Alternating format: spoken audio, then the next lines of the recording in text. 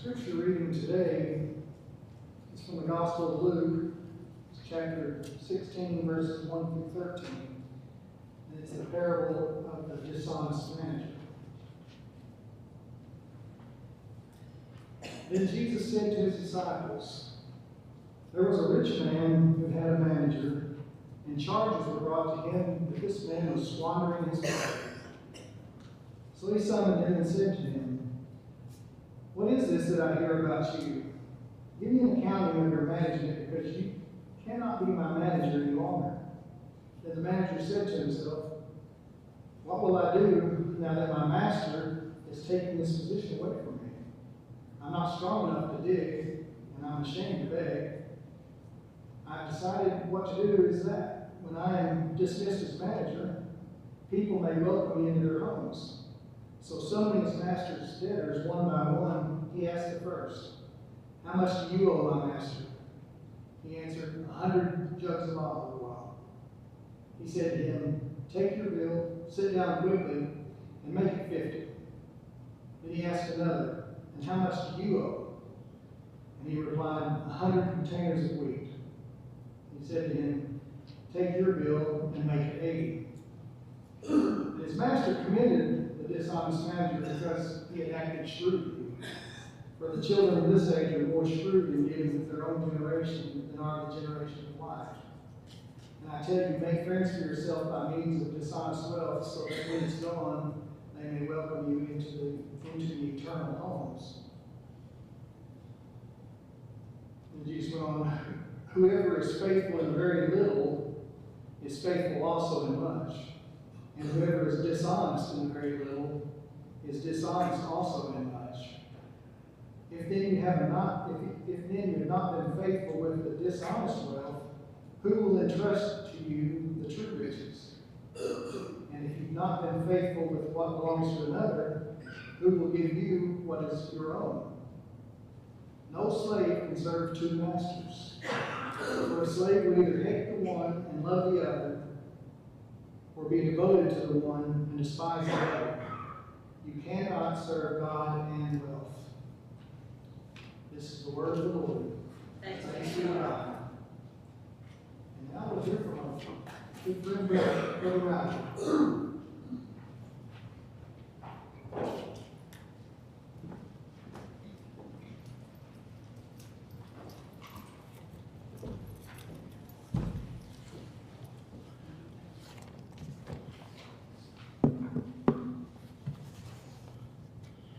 If you will, take your Bibles and open up to Romans chapter 12.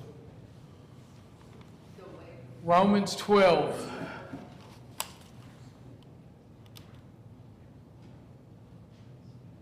Can you hear me now, Mr. Weeks? How about now? Because I'm coming through the system. You must have a dead battery then. Ah. There you go. Parker's coming to your rescue. I got it. You got it? Just You got to push it the right direction. Boy, this is loud, Parker. Wow, I'm going to have to pull my voice down. How about that? Is that better? Good morning. Good morning. Glad that you're all here this morning. You know, I was listening to that reading, Terry. It reminded me of a story. That actually I think I've probably already told to y'all. Y'all have been around me long enough now that y'all are starting to understand why Harmony used to tell me, you know, I've got your stories numbered. And I just go, oh, that's number 32. Oh, that's number 16, right? You know, because she heard it for so long as I was preaching. But reminded me of a story of, believe it or not, Wilson, Arkansas. You know, I was the principal at Rivercrest for 4 years. Speaking of the Razorbacks, what I think is so hilarious, it seems like I can't go anywhere without somebody lately bringing up the Razorbacks and how they didn't win and how they had this, and I go, Because see, I was an artist and a musician, so I don't know who coaches the Razorbacks and don't really care. So it's one of those deals where I don't have to worry about that, right? But Mr. Wilson, that the Wilson family that the town of Wilson is named for, the Wilson family was a very wealthy family that owned thousands and thousands and thousands of acres of farmland, and they established the town and everything. And along the way, Mr. Wilson came across a young man who was an orphan. And Mr. Wilson took that orphan in and renamed him. And named him Robert E. Lee Wilson. Okay? Now, Robert E. Lee Wilson, being an adopted child, when Mr. Wilson passed away and they divided all of his stuff, they gave all the good land to his children and left 40 acres of swamp for Robert E. Lee. But Robert E. Lee was the only person who had been brought up knowing how to farm. So guess what Robert E. Lee did? He took that 40 acres and made money with it. And ended up, as his brothers and sisters started selling off their inheritance, he would buy it. And Robert E. Lee Wilson ended up with the whole shebang. Ended up with everything, yes. I work at Wilson Hall at A-State, and Yes. there's Robert E. Lee Wilson at A-State. There you go. And Robert E. Lee Wilson was a pretty shrewd fellow. As a matter of fact, there's a story that says that he had a cotton crop come in one year, and it was a bumper crop, but he didn't have enough workers to harvest it. So he barricaded the railroad tracks and stopped the next train that came through and told them, I'll be more than happy to have my workers remove the barricade so that y'all can proceed as soon as my cotton is picked. And everybody got off the train and picked cotton until the cotton was picked, and then they went on their way. Well, what's that got to do with the story this morning? Well, let me tell you what it's got to do with the story this morning, because Robert E. Lee Wilson, in amassing all that he had amassed and built and done, on that train was also an accountant by the last name of Crane. Now, if you've been around farming very much, I've not been around it a lot, but I remember in my mind something called the Crane systems that had to do with silos and all that kind of stuff. Well, his company built into that. But Mr. Crane got off that train and picked cotton just like everybody else. But instead of getting back on the train, Mr. Wilson found out that he was an accountant and decided to keep him as an employee. And so Mr. Crane went to work for Mr. Wilson.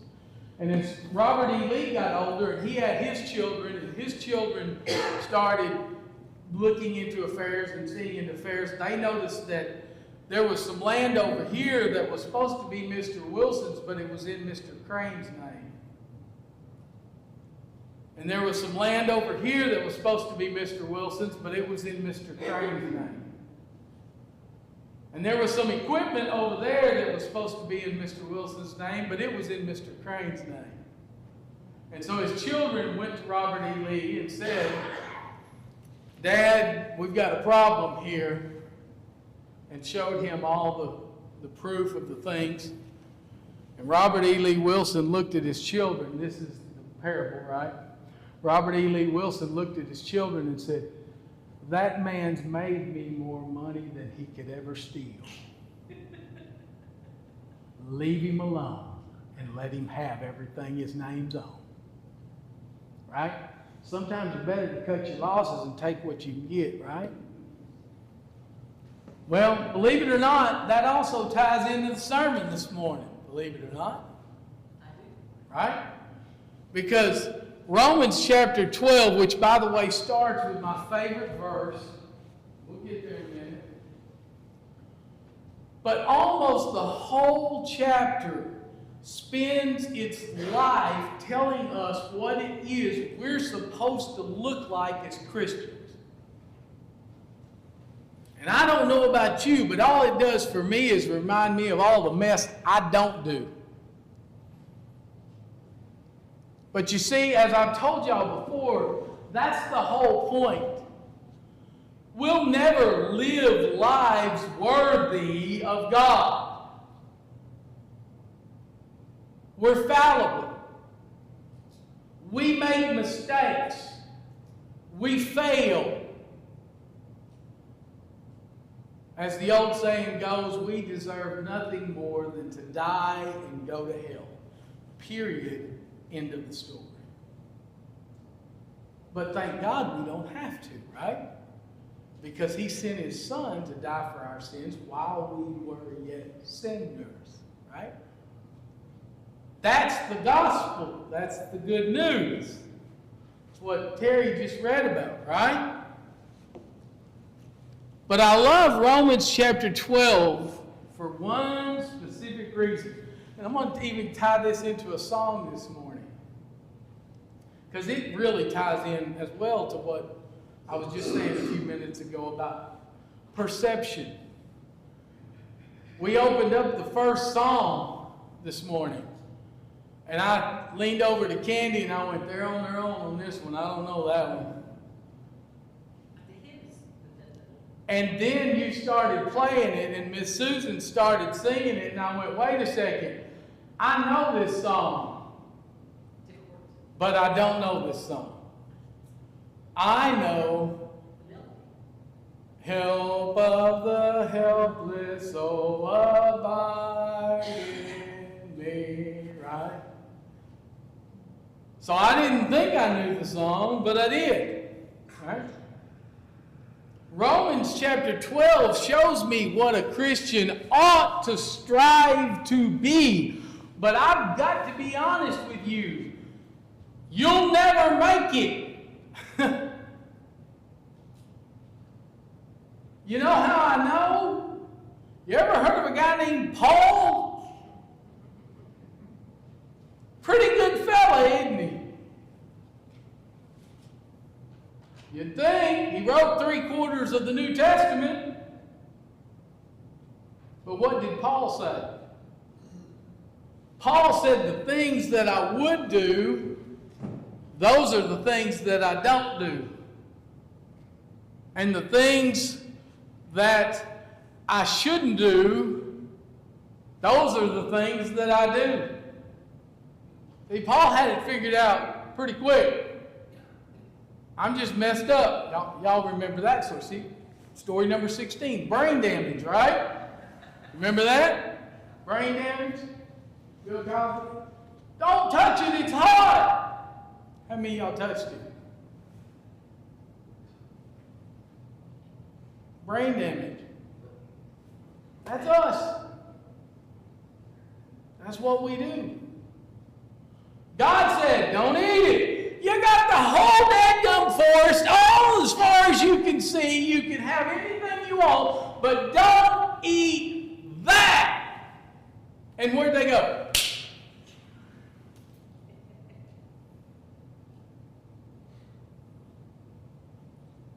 And then Adam took the typical disobedience route, right?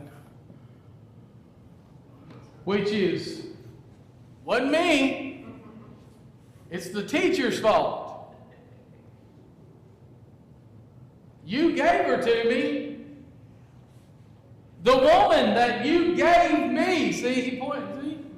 He didn't just say it's the woman's fault. It's the woman that you gave me. It's your fault, God. And then God said, see you later. And they had to leave the garden. We're just messed up, y'all. We always have been. Always have been. But again there, as I've also said to y'all before, thank God for Adam. Because if he hadn't have done it, y'all have been reading about Rowdy. Because I'd have messed it up. If it made it this long. Romans chapter 12 and verse 1, for I beseech you, therefore, brethren, right? He's not just asking, he's going, I need you to do this, right? I beseech you. I'm begging you, please. I beseech you. Therefore, brethren, by the mercies of God, that you present your bodies a living sacrifice. But the part I love is the next part. Which is your reasonable service. You see that? Did you hear what he said? He said, I'm asking you to sacrifice your life away from what you want and give it to God and do what He wants. And by the way, that's no big deal.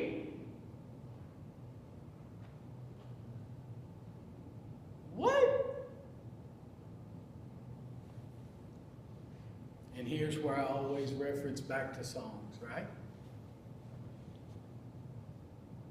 I can't read that verse without thinking. So if a cup of water I place within your hand, then just a cup of water is all that I demand. But if by death to living they can thy glory see, then take thy cross and follow close to me. Right? It's no big deal that God's asking us to do that. Now again, be clear. It's no big deal that God's asking us to do that. But you ain't never going to make it. If you think you are, or if you think you do, you're lying to yourself. It'll never happen. Let me prove it to you. Let's just look at verse 9 through about 19 out of this chapter. And trust me, this chapter is marked up, y'all. There's stuff everywhere. But we're just going to look right here. Right? Start in verse 9. So what is it he wants from us? Well, 1, let love be without dissimulation. Without dissimulation. There shouldn't be any divisions. Shouldn't be any cliques. There shouldn't be any. Y'all know any group of people that is not divided into groups? I mean, it just is what it is. But God tells us, let love be that way. And then he tells us, abhor that which is evil.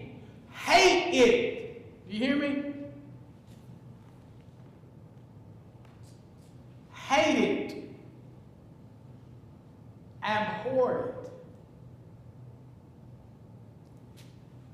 But God knows physics.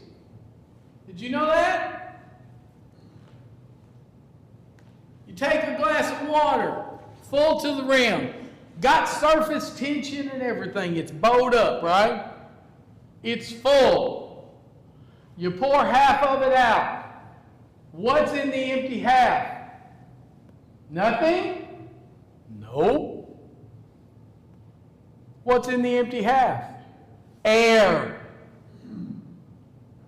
Let me tell you something. You can't pour something out without something taking its place. God got that.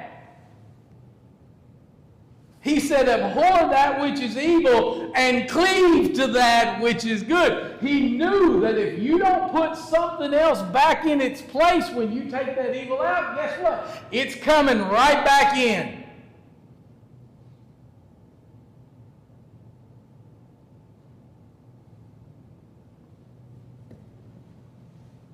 That's why when so many people go through recovery programs, they tell them, look, when you go through a recovery program, we're going to tell you to stop doing this and stop doing this, stop doing this. But if you don't start doing something, and most of them based upon religion, religiously oriented, you'll never make it. You're going to leave here and go right back to doing what you've done.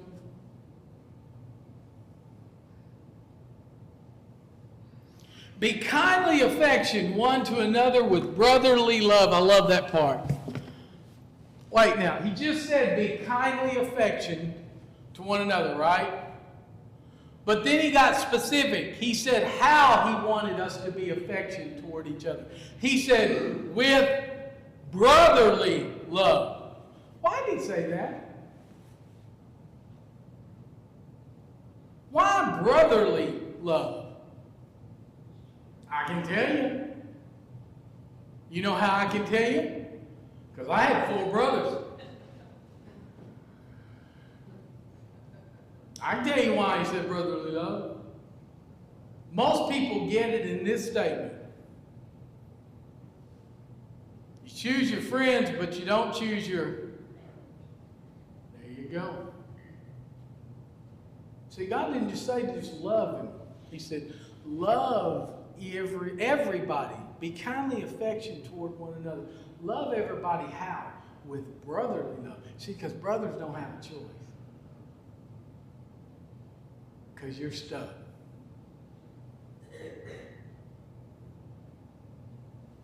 I know I've told y'all 100 times the story about Alan, but I never figured out what Alan's issue with me was.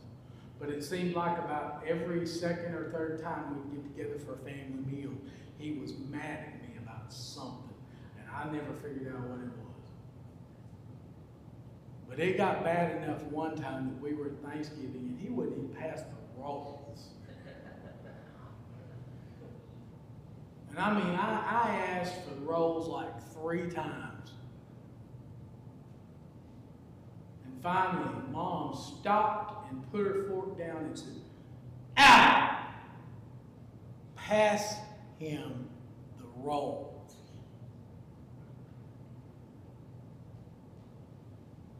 Picked him up, passed him to me. You see, in the family, you don't have a choice. All my brothers were stepbrothers. Dadgum, that 20 minutes went by fast. Half brothers. All my brothers were half brothers. But the reason I don't pay attention to those terms is because we never called each other half brothers. They're my brothers. Always have been, always will be. You don't get a choice when it comes to family. You're stuck. So you might as well do what you're supposed to. And love.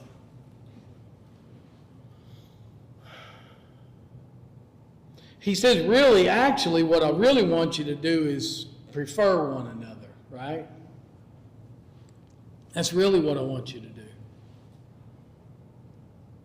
Okay, so maybe you got that. Maybe you figured that part out. What about the next part? Not slothful in business.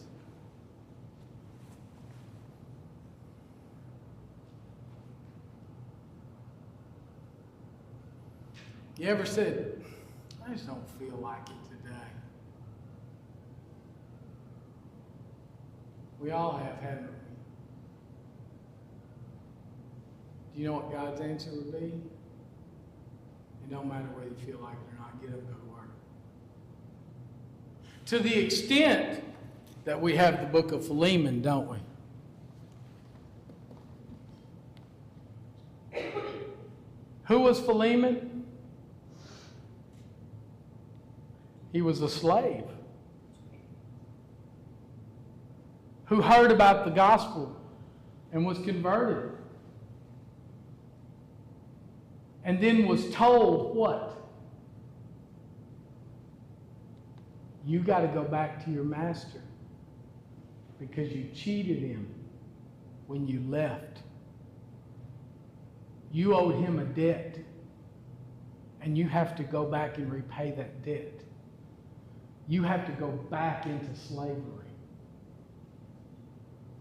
Now, what Paul didn't tell him was, by the way, I'm going to go with you.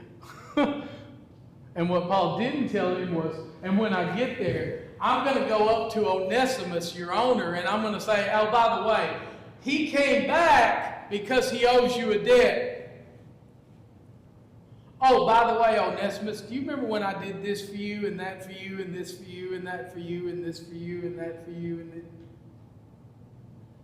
Yeah, you do? Okay. Well, by the way, I could really use Philemon's help. Why don't you send him with me?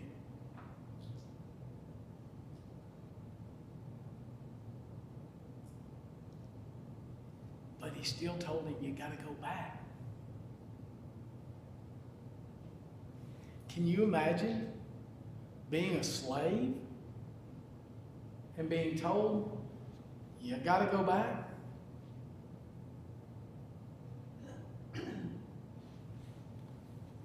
Y'all, I want to be clear. God's standards are not easy.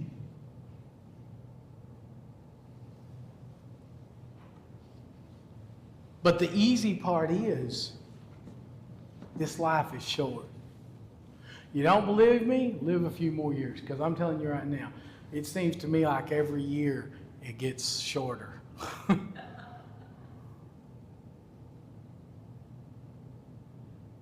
I'm sitting here at 27 years in education thinking, man, why am I so tired of education?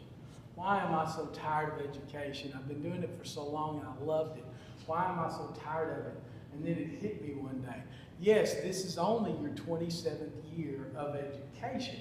However, you've lived inside the walls 5 days a week of a schoolhouse for 48 years.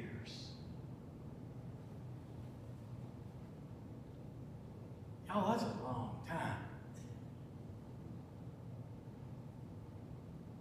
I've spent 5 days a week inside of a school for 48 years.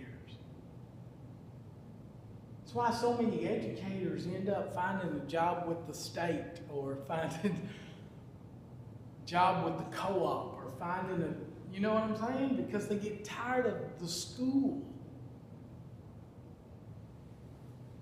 The problem for me is if I leave the school, then I leave the kids. And that's my favorite part.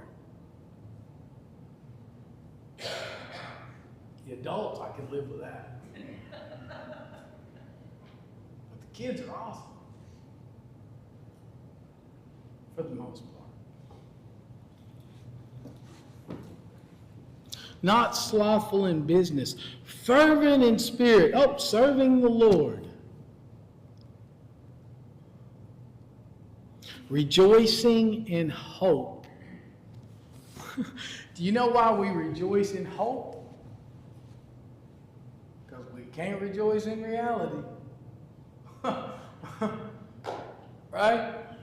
So we rejoice in hope. And not only do we rejoice in hope, the Bible tells us that we have to be ready at any second to be ready to give an account for the hope that lies within us. That's why I tell people, they say, well, I'm not really at a place, and I mean, you know what, we'll pick up at verse 12 and go through 19 the next time I'm here. Because that alarm was 20 minutes, so I know I'm at least 5 or 6 minutes past that already, if not 10. So I'm going to stop there with 12. We'll go through 19 next time, because there's obviously plenty to talk about. But rejoicing in hope.